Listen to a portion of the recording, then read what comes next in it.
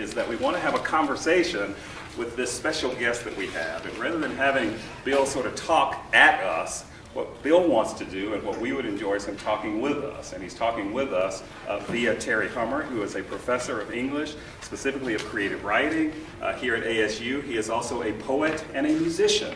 And what is most interesting for me, at least, is that Terry understands what it means to be a poet and how this notion of truth permeates everything he does, both as a poet and as a musician. So if we could invite Terry Hummer up, who will first talk with Bill in a 20-minute conversation, and then we'll have the panelists come up and engage with Bill and Terry, and then we as an audience will engage. So trust me, in my head it all works, okay? We'll see if it actually plays out in reality, okay? So come on up, Terry and Bill.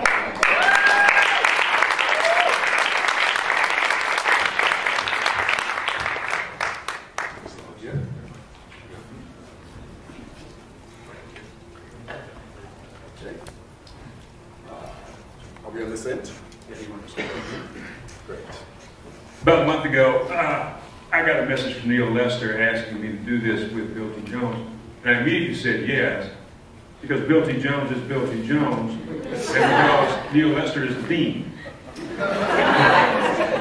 But he told me that the subject was truth in the arts, and immediately a thought bubble went up over my head, and it said truth in the arts, and then there was an interrobang after it, because there be dragons, friends, in that subject. It's a quagmire from a philosophical point of view. What would Plato say? What did Plato say? A lot, and as a matter of fact, and so have a lot of philosophers ever since. And as I thought about it, I thought, my God, you know, this is going to turn into a horrible philosophical conversation about the nature of truth, not even to mention beauty. We haven't got there yet. So then I thought, well, you know what? Let us not speak as philosophers, because neither one of us is a philosopher, because I'm not. Let us speak as artists to artists, because I do not know an artist who is not driven in some way by some kind of idea of truth. And we need not define those ideas. We need, I think, only assume that they are there, so that we can talk about how they inform our process, and ultimately how they shape the products that we create. Does that sound right to you, Maestro? That's correct. Very good. Well then, true to the spirit of the conversation, and to the my own practice as a text-based poet, which means that I am apparently the stuff in between. I'm going to read a couple of questions and just get things started that way. It may turn into more of a free-floating conversation as we go. This is how I started off. Verbal arts have a certain relationship with truths that can be spoken or written, also falsehoods. For artists who work in other areas, the relationship with truth, at least on the surface, is very different. What constitutes truth in abstract painting, let's say, or in instrumental music, or, crucially for our conversation, in dance? In terms of process, from the inside, in the act of creation, how does a choreographer think about truth? How does a dancer think about truth? Well, I'm not so interested really in talking as a choreographer and a dancer. Let's just talk about a maker. Okay, as a maker then, how do you think about truth? Well, I think where I'm at right now is I'm struggling with middle age. And a lot of so like this sounds on one level like extreme self-involvement. Because I say to people when they look at my work, or they look at any work, they don't understand even that old stuff, right? Watch yourself watching. And if you watch yourself watching, you have to deal with what I think is the only real truth, is that most art is truly about perception. And therefore, one has to be in touch really with what one is feeling at every moment in encountering your work. That is the truthful experience. I don't think we can say, I know Martha Graham has choreographed works where she says that she can choreograph false movements. I don't know if everything is going to be framed by the people watching it. Therefore, I think what we should be focusing on is how do we get people to the level of enjoying their perception, enjoying their way into something, and trusting. Right. That is a truthful engagement with a cultural project. Okay. Let me ask you about your background, your personal background in these terms, because it seems to me that the initiating conditions of any artist, like the initiating conditions of the Big Bang, in a certain sense, lead to everything that follows. And I ask this question partly because this is often something that I wrestle with in my own work. I was born in Mississippi in 1950, and that was a time when, well, you know, that's a particular narrative that unfortunately everybody knows.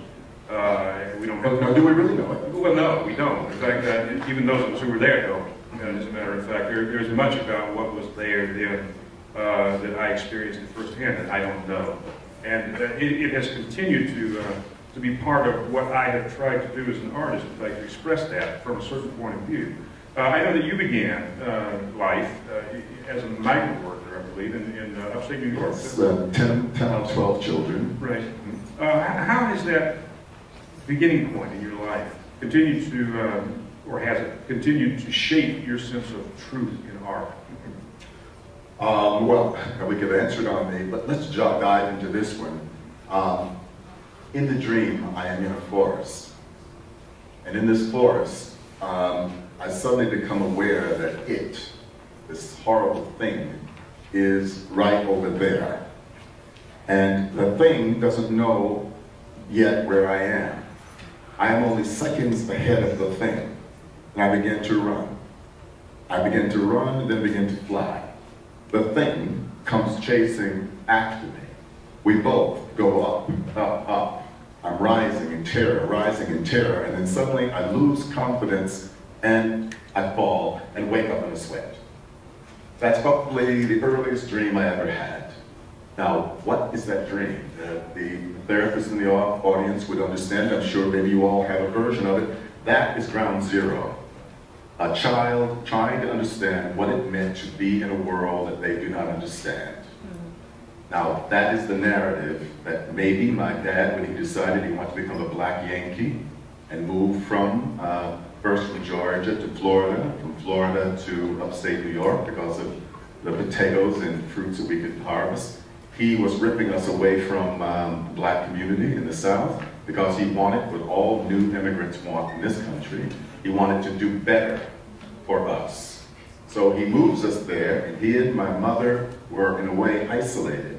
They pushed us out to go to school with the white kids. They pushed us to speak proper, but when you come home, you're supposed to speak real. Now, you try that one out on a 5-year-old, right? But children are very smart.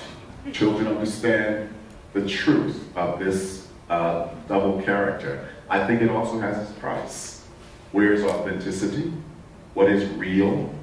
So behavior is conditional, and behavior is conditioned by things like the color of the people you're talking to, what are the power monikers, all these things were ground zero for the truth that is directed life.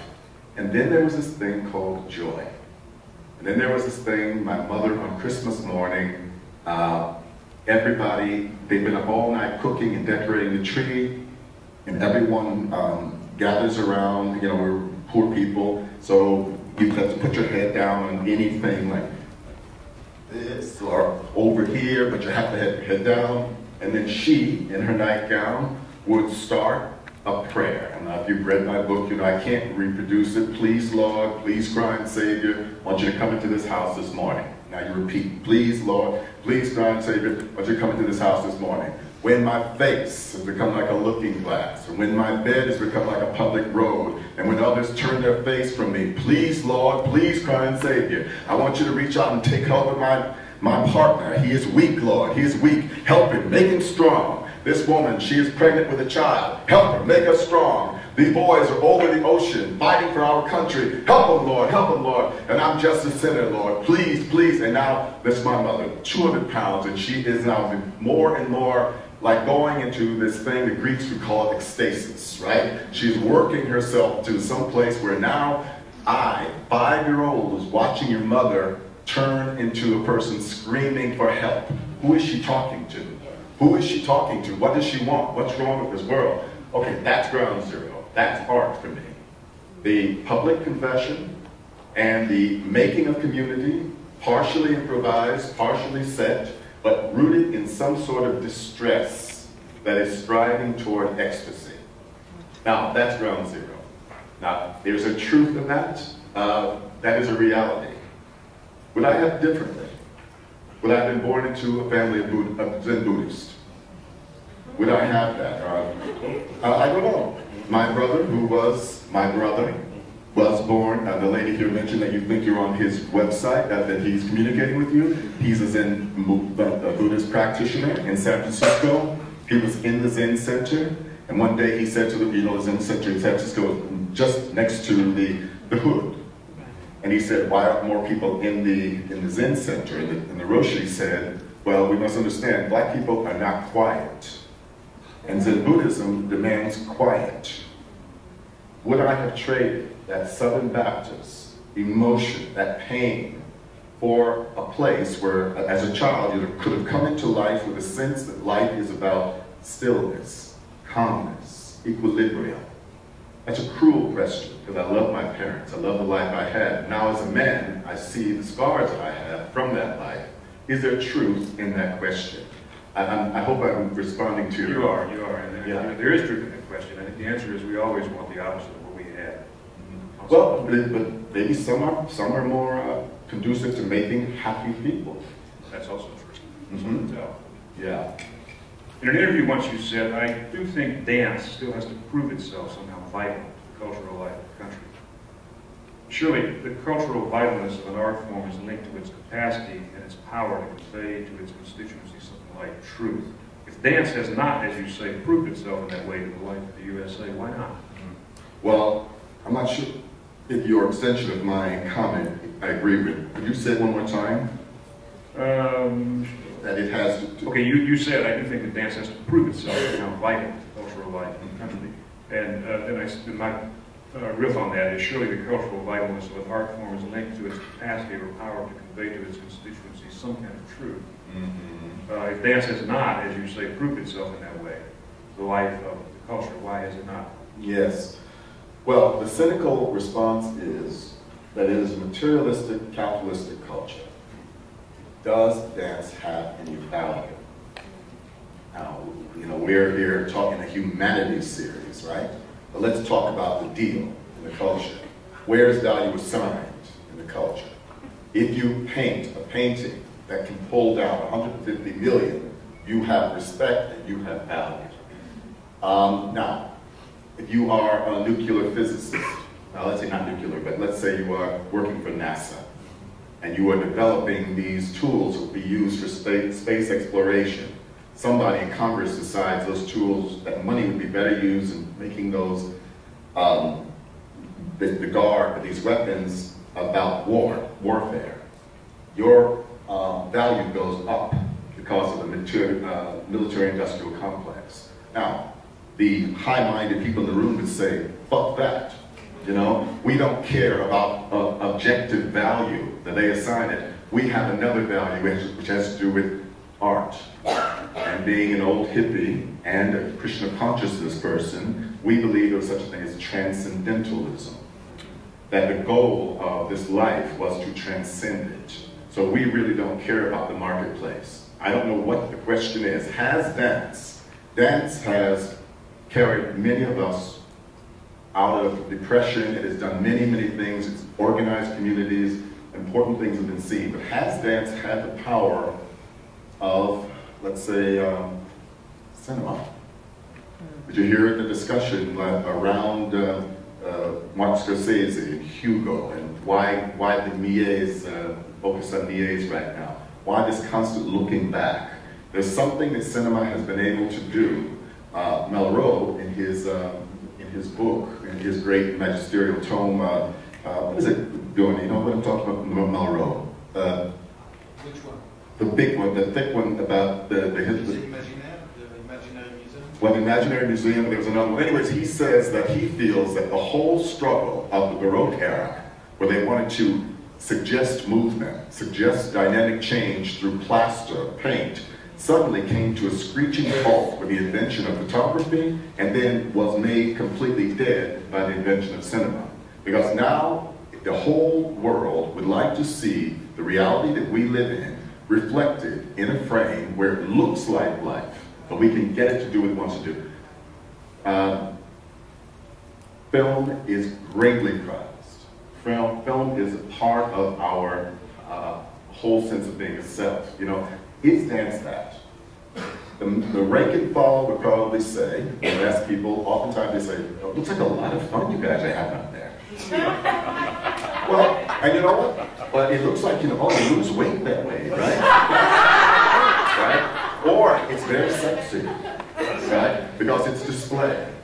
Now, we who practice it think that dance can be as subtle as fine philosophy. It can be as elusive as light.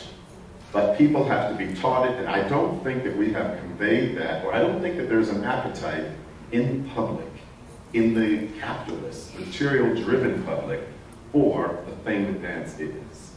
I don't know, should dance worry about that? I'm not sure, but it is not that yet. Probably not worry about it. I mean, I asked that question with malice and forethought from the point of view of a poet. Yes. You know, we're in at least the same boat, if not a worse place in terms of our relationship to capitalism. However, if I were someone, I could say, poet, you're in the same business as William Shakespeare. Yeah. And William Shakespeare is right up there with the Bible. That supposedly has shaped us emotionally and psychologically, the language that he has made. Oh, we know what poetry is. We know what poetry is. And every little half-ass pop song can come up with a rhyme that is language. And they are all. That was brilliant, gentlemen. That was very beautiful what you did. Right? But the shade you were throwing, which is a point of view of disaffected youth.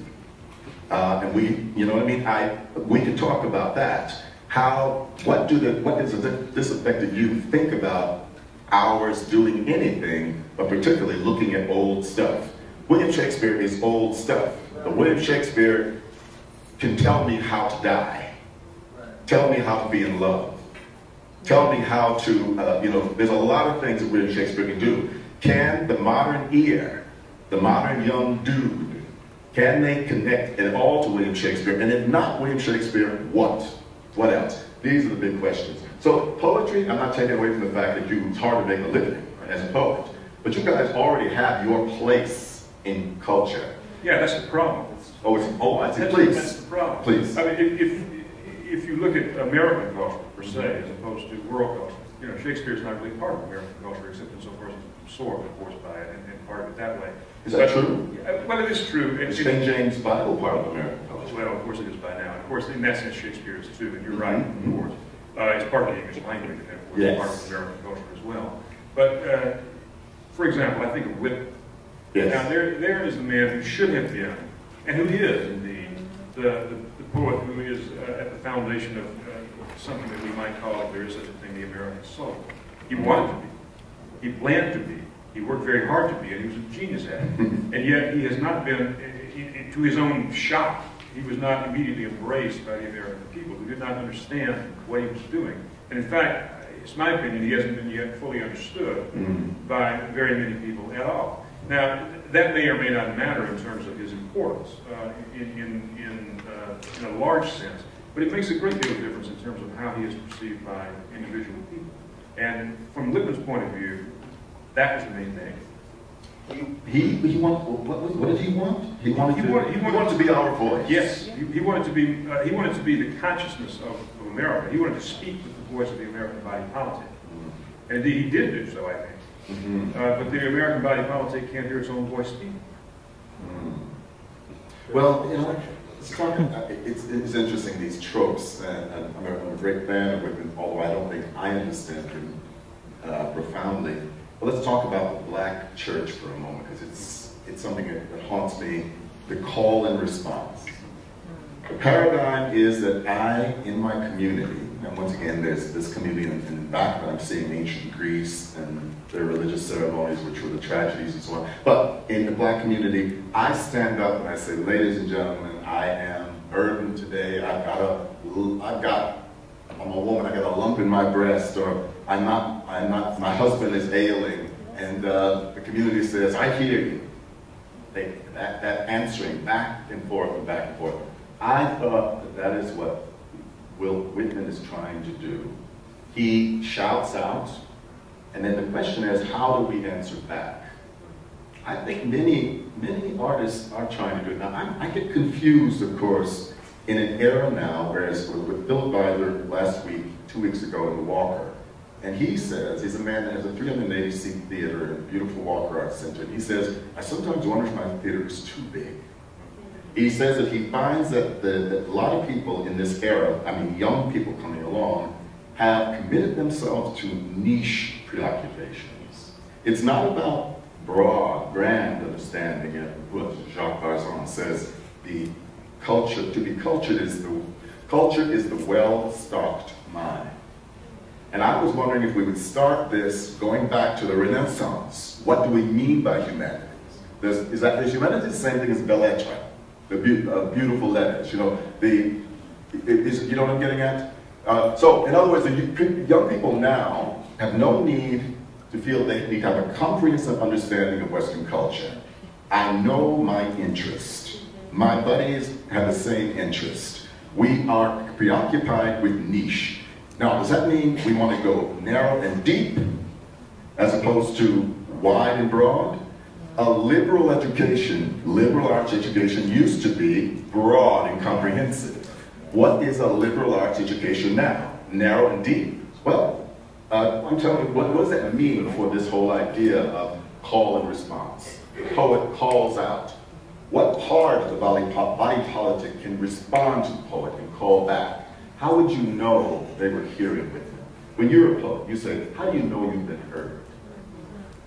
I don't, usually, unless somebody specifically somehow gets in touch with me and lets me know that I have been. Criticism doesn't do it, huh? I know what you mean. It's another question. Even assuming there was any.